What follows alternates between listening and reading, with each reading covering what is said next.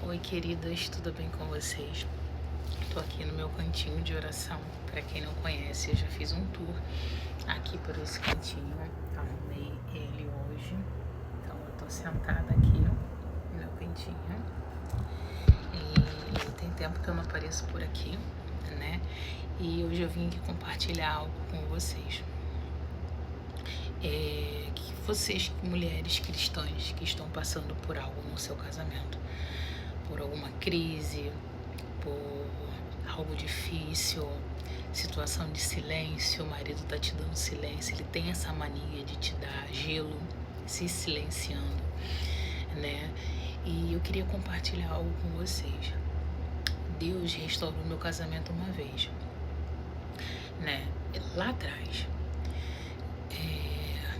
E essa restauração deu início ao meu Instagram, Mulheres de Força, né? Que Deus me pediu para usar toda a experiência, toda a estratégia que Ele me deu outrora para ajudar outras mulheres. E eu queria falar para vocês algo. Vocês sabiam que muitas das vezes nem tudo é o diabo? Sim, nem tudo é o diabo. Muitas das vezes seria até bom que fosse. Que isso, Ellen? Tá maluca? Não, não tô maluca não. Sabe por quê? Porque quando é o diabo, é muito fácil. A gente se posiciona, expulsa, beijo, tchau. O diabo a gente expulsa.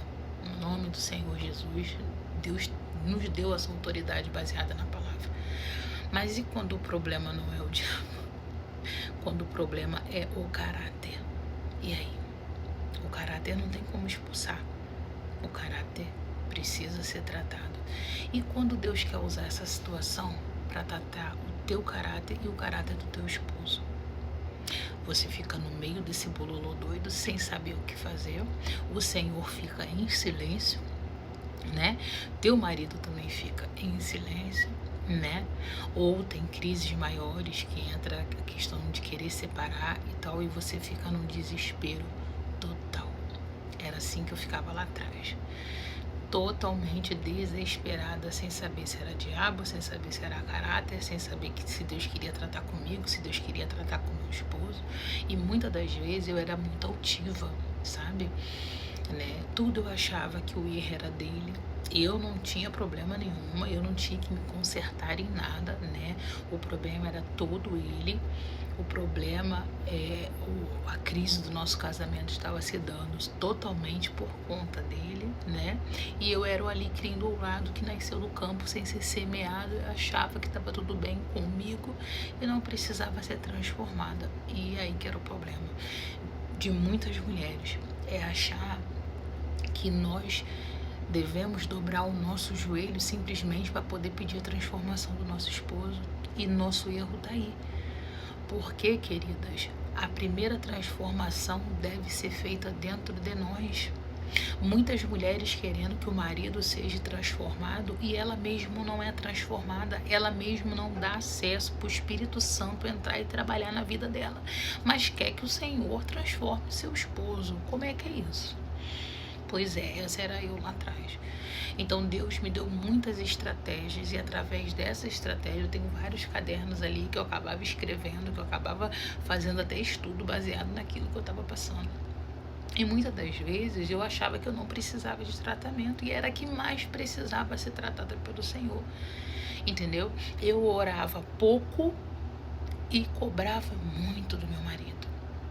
Eu orava pouco e pedia muito ao Senhor.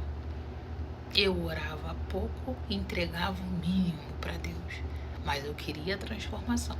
Eu queria restauração, eu queria que Deus apertasse ele, que Deus fizesse, acontecesse, né? Para eu sair vitoriosa, tá vendo? A culpa é sua, você que é o culpado, tá em você o erro. E não é isso não, querida, não é isso não. A maioria dos erros está dividido em 50-50. 50% de um, 50% de outro. Casamento não é de uma pessoa só. Casamento é feito por duas pessoas, né? Então, quando você entende a proporção que tem dentro de um casamento, você muda a sua perspectiva e a sua forma de pensar. Em vez de você ficar querendo cobrar o tempo todo a transformação do outro, a mudança do outro, querendo impor que o outro mude, impor que o outro se transforme, que Deus transforme. Para. Você simplesmente passa a ser uma esposa chata, sabe? Nem você se aguenta.